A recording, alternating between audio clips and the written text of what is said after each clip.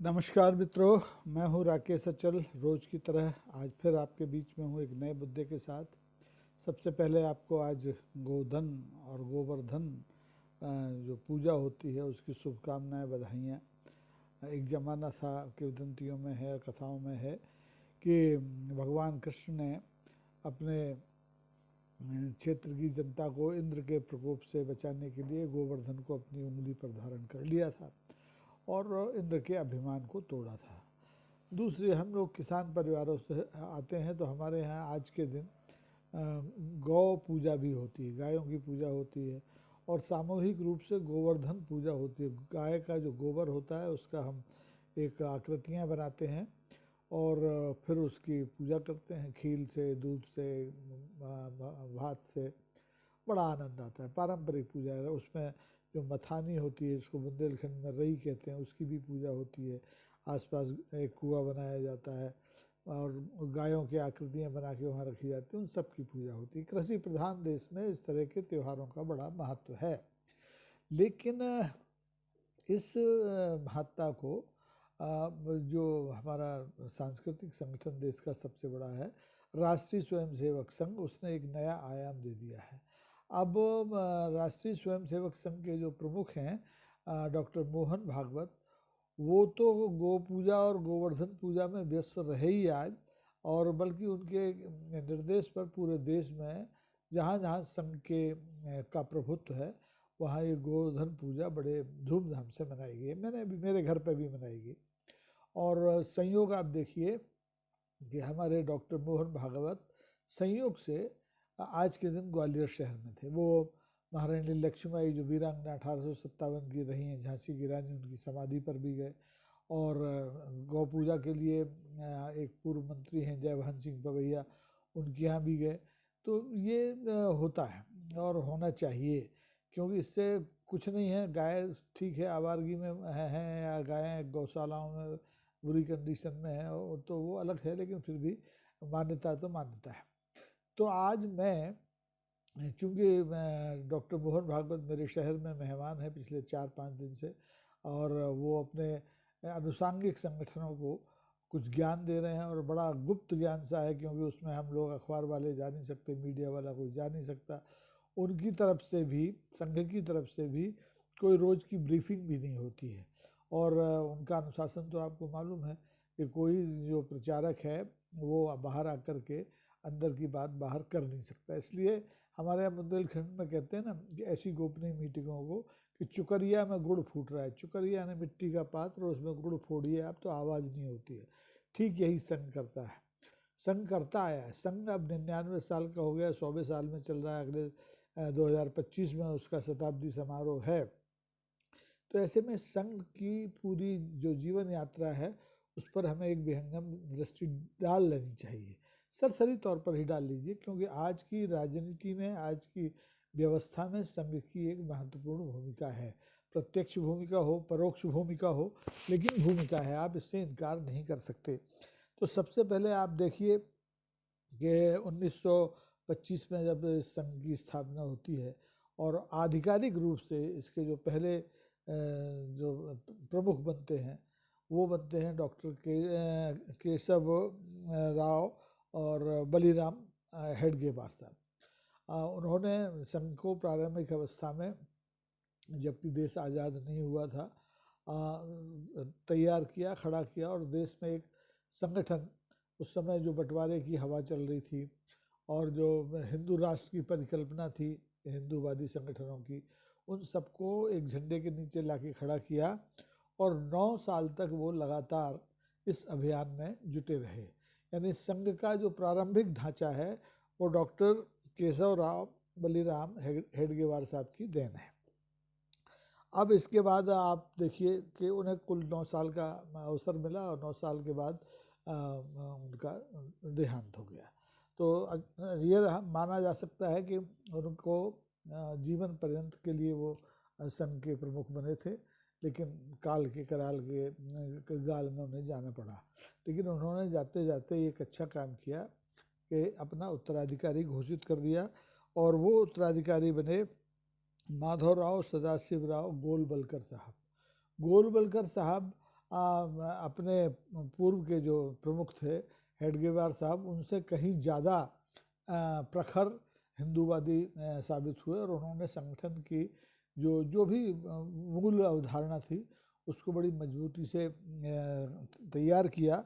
और वो आप देखें कि वो आज़ादी से ठीक 7 साल पहले 1940 में वो संघ के प्रमुख बने और लगातार 1973 तक, यानी लगभग 33 साल उन्होंने संघ को न सिर्फ पूरे देश में बल्कि देश के बाहर भी फैलाने में महत्वपूर्ण भूमिका अदा की।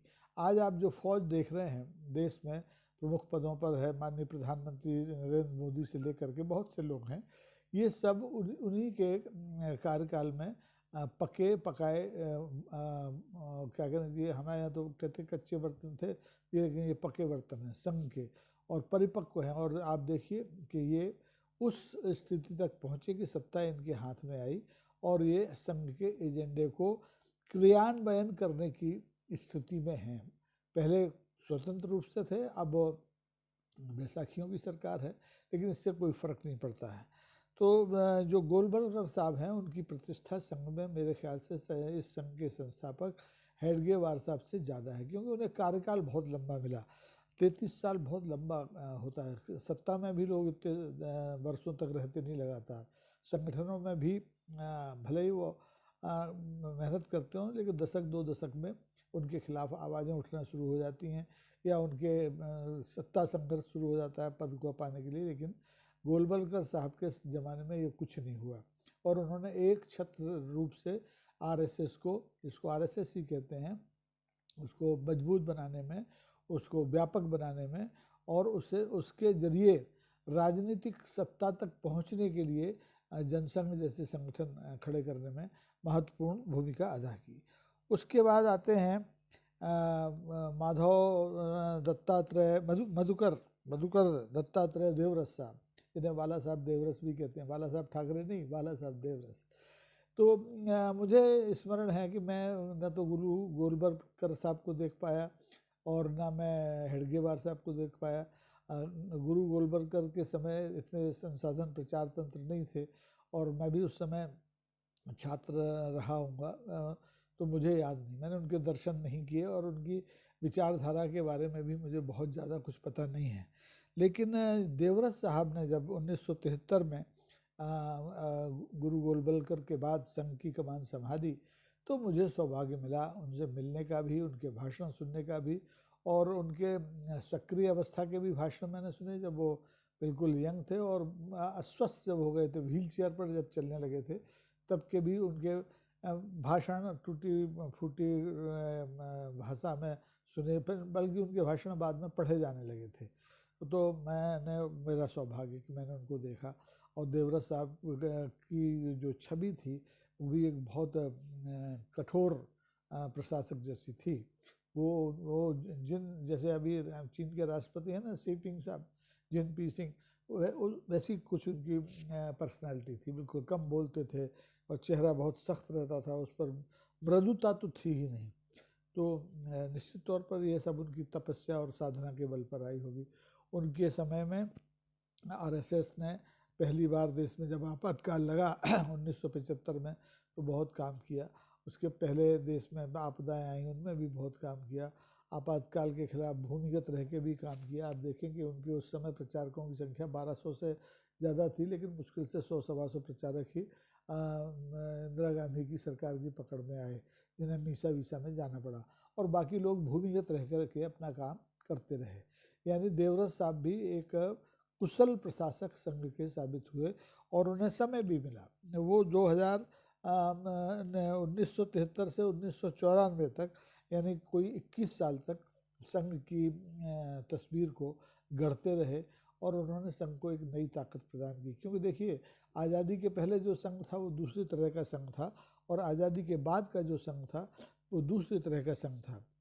देवरस साहब के ज़माने में ही जनसंघ का समापन हुआ आपातकाल के बाद और भारतीय जनता पार्टी का 1980 में गठन हुआ और 1980 में 2 सीटों से बढ़ते बढ़ते जो भारतीय जनता पार्टी है 1994 तक एक अच्छी स्थिति में आ गई, उसकी पूरे देश में राजनीतिक दल में एक अच्छी पहचान बन गई। तो ये उनकी सेवाओं का परिणाम था, क्योंकि उस समय भारतीय जनता पार्टी के पास तो कोई कार्यकर्ता थे नहीं इतने, तो जो भी उपलब्धियां रही, चुनाव की उपलब्धि रही हो या और कोई उपलब्धि रही हो, उसमें आरएसएस के कार्यकर्ताओं का बहुत बड़ा योगदान मैं तो मानता हूँ, कोई माने या ना माने। अब वो किस दिशा में था, कैसे था, ये बहस का मुद्दा हो सकता है, विमर्श का मुद्दा हो सकता है, लेकिन देवव्रत साहब थे, उनके आगे रस लगा था, लेकिन वो रसहीन व्यक्तित्व होते हुए भी आरएसएस को एक नई शक्ति प्रदान करने में कामयाब हुए। उसके बाद आप देखिए रज्जू भैया आते हैं 1994 में, और 2000 तक करीबन 6 साल तक ही वो इस संघ को नेतृत्व देते हैं। लेकिन उनके नेतृत्व में संघ का जो स्वरूप था, पुराना स्वरूप था, हेडगेवार साहब के समय, गुरु गोलवलकर साहब के समय और देवव्रत साहब के समय, उसमें कुछ लचीलापन आया, कुछ शिथिलता आई, कुछ उदारता आई, कह सकते हैं आप। वो सहज उपलब्ध होते थे, लोगों से बड़ी मीठी बात करते थे, लेकिन बात उनकी ये नहीं कि लीक से हट के होती थी, लेकिन संघ के चरित्र में तब्दीली आई थी। उनके ज़माने में भी संघ के स्वयंसेवक बाकायदा शाखाओं में प्रशिक्षण लेते थे, लाठियाँ चलाना सीखते थे, शस्त्रों का प्रदर्शन करते थे और हिंदुत्व के सिद्धांत पर ही लगातार काम करते थे। हालांकि उनकी जो स्वयं सेवकों की छवि थी, जो आज़ादी के बाद जो देश के बंटवारा हुआ और दंगे हुए और उसके बाद तमाम प्राकृतिक आपदाएं, कहीं बाढ़ आई, कहीं भूकंप आया, उसमें जो स्वयंसेवकों की भूमिका थी वो भूमिका बदल गई।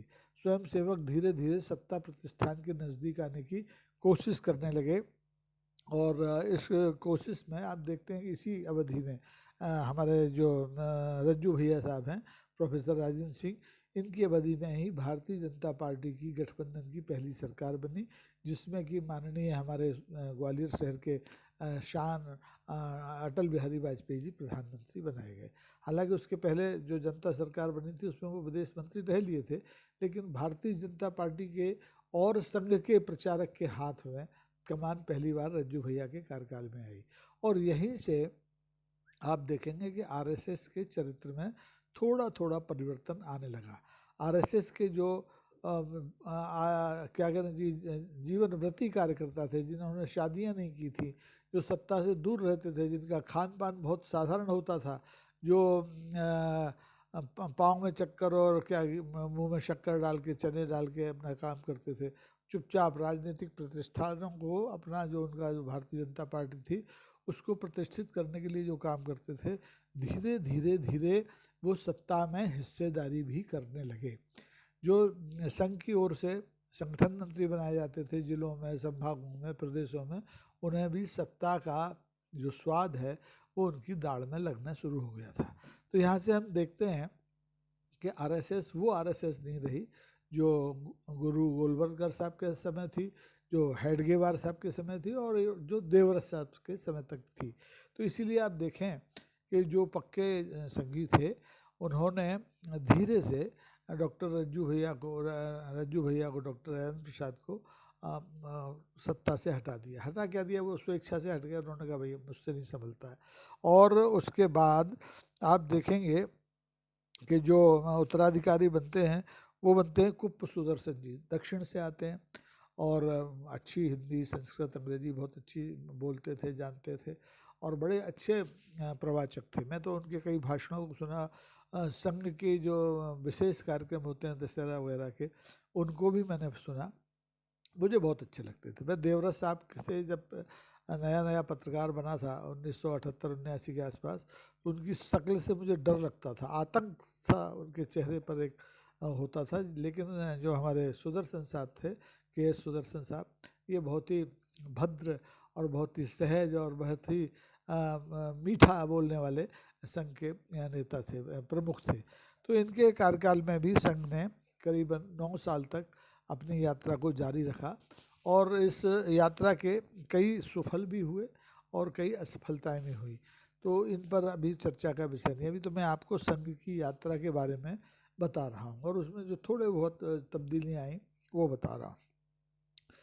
2009 तक, यानी करीब 9 साल तक सुदर्शन साहब ने संघ को अपने ढंग से चलाने की कोशिश की और जब उनका ढंग बहुत ज़्यादा कारगर साबित नहीं हुआ तो उन्होंने धीरे से डॉक्टर मोहन भागवत को अपना उत्तराधिकारी चुन लिया। कोई दबाव नहीं था उन पर, लेकिन उन्होंने देख लिया कि डॉक्टर मोहन भागवत में करंट है और वो भविष्य के एक अच्छे नेता साबित हो सकते हैं संघ के लिए, तो उन्हें उत्तराधिकारी बना दिया गया। और आप देखेंगे कि 2009 से और आज हम 2024 में आ गए हैं, डॉक्टर भागवत संघ को अपने ढंग से फैला रहे हैं, प्रसार कर रहे हैं दुनिया में, देश में। सत्ता के निकट उन्होंने भारतीय जनता पार्टी को पहुंचाया। मेरे ख्याल से तो उनकी और उनके कार्यकर्ताओं का जो योगदान है वो सबसे ज़्यादा महत्वपूर्ण है। मोदी जी का एक व्यक्तित्व है, मोदी जी एक नए नारे के साथ सत्ता संघर्ष में शामिल हुए थे, लेकिन उनकी कामयाबी के पीछे उनका जो व्यक्तित्व है वो तो था ही, लेकिन संघ के स्वयंसेवकों की भूमिका भी बहुत थी।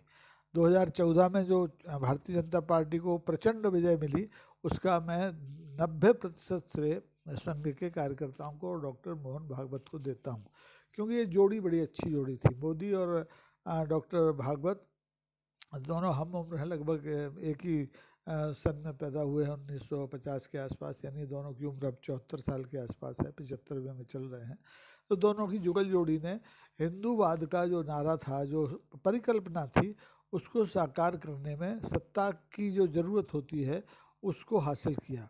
और सत्ता में बैठ कर के वो जितना संघ के एजेंडे को, जिसको आप लोग राजनीति में हिडन एजेंडा कहते हैं, उसको आगे बढ़ाने की कोशिश की।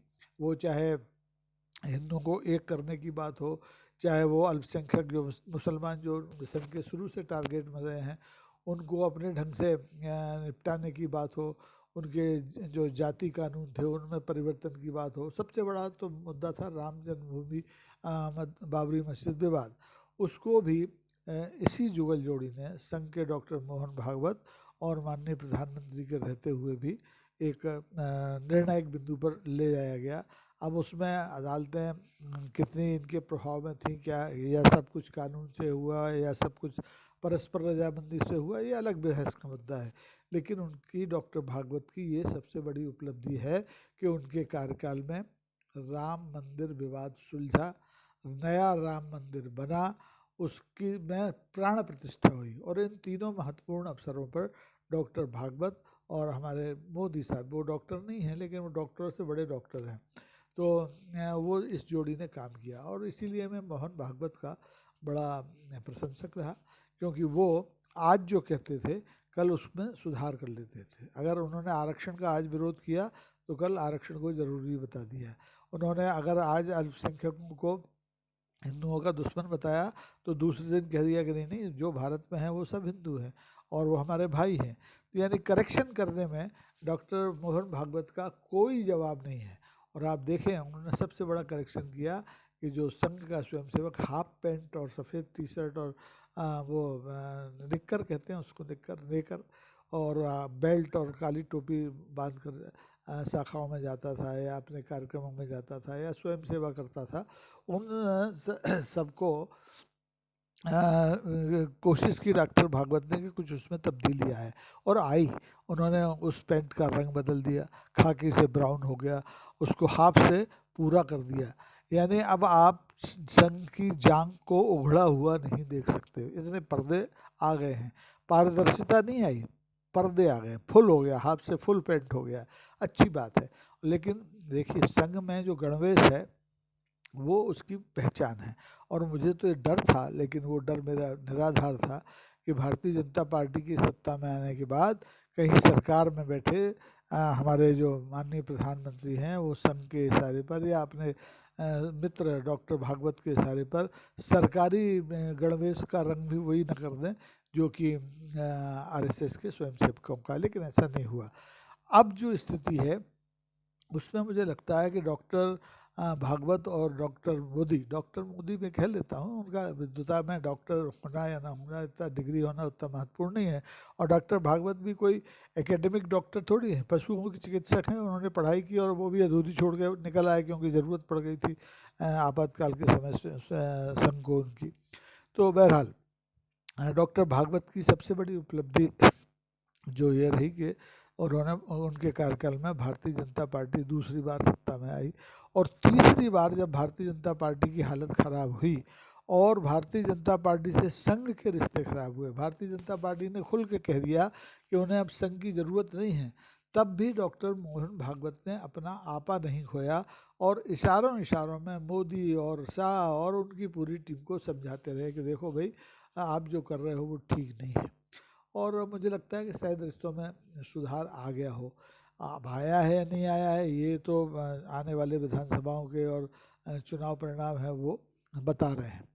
अब सबसे महत्वपूर्ण बात क्या है कि मुझे अब जो लग रहा है कि डॉक्टर भागवत को 14 साल हो गए और ये शताब्दी वर्ष भी उन्हीं के प्रमुख रहते हुए, संघ प्रमुख रहते हुए मनाया जाना है, और इसमें सरकार से उनके कैसे रिश्ते हैं ईश्वर जाने।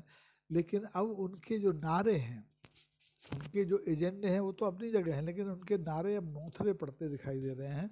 और अब संघ को एक मठाधीश जो है हमारे गोरखनाथ पंथ के उत्तर प्रदेश के मुख्यमंत्री हैं योगी आदित्यनाथ, उनके नारों से राजनीति करनी पड़ रही है। ये बटोगे तो कटोगे नारा संघ का नारा नहीं है, ये नारा योगी आदित्यनाथ का है, मठ का नारा है। और आप देखिए, ये सौभाग्य है संघ का, ये दुर्भाग्य है कि संघ को योगी जी के इस नारे को थपथपाना पड़ रहा है, इसकी पुष्टि करनी पड़ रही है, इसको स्वीकार करना पड़ रहा है। अब वो दत्तात्रेय होसबोले जो नेक्स्ट टू भागवत साहब हैं, वो तक ये नारा देने लगे कि भाई बटोगे तो कटोगे। अब सवाल ये है कि इस देश में बंटवारे की स्थितियां हैं कहाँ, कौन बट रहा है? अरे जब इस देश की सत्ता ने, राजनीतिक सत्ता ने, किसी भी दल की हो, जब खालिस्तान नहीं बनने दिया, जब जो मेघालय और मणिपुर जैसे जो राज्य हैं जो टूट के चीन की तरफ जाने वाले थे, अरुणाचल जैसे राज्य हैं, उनको अलग नहीं होने दिया, तो वो अब किस चीज़ का बंटवारा होने देगी? जो सत्ता चाहे भारतीय जनता पार्टी की हो, चाहे कांग्रेस की हो, चाहे वामपंथियों की हो, चाहे समाजवादियों की हो, चाहे सबकी मिल की हो, तो बंटने का तो कोई नौबत मुझे दिखाई नहीं देती।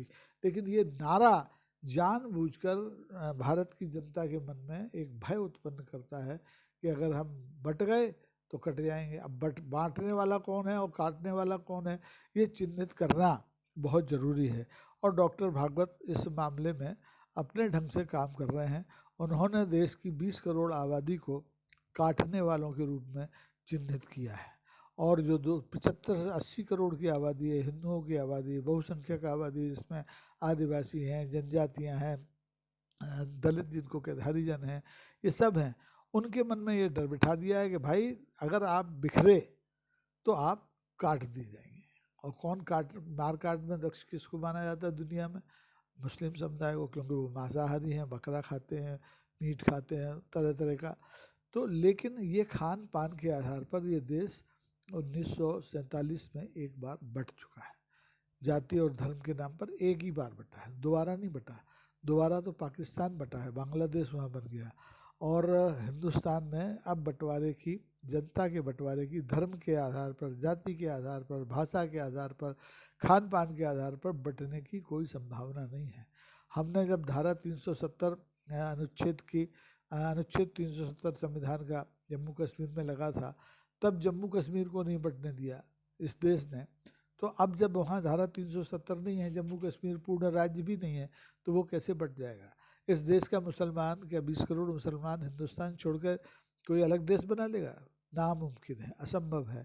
तो मेरा यही मानना है कि डॉक्टर भागवत को इस नारे को, जो नारा महात्मा गांधी के करो या मरो नारे जैसा निर्णायक नारा है कि बटोगे तो कटोगे, इसको वापस लेना चाहिए, क्योंकि आज परिस्थितियां देश को एक रखने की हैं, देश में गृह युद्ध पैदा करने की नहीं है।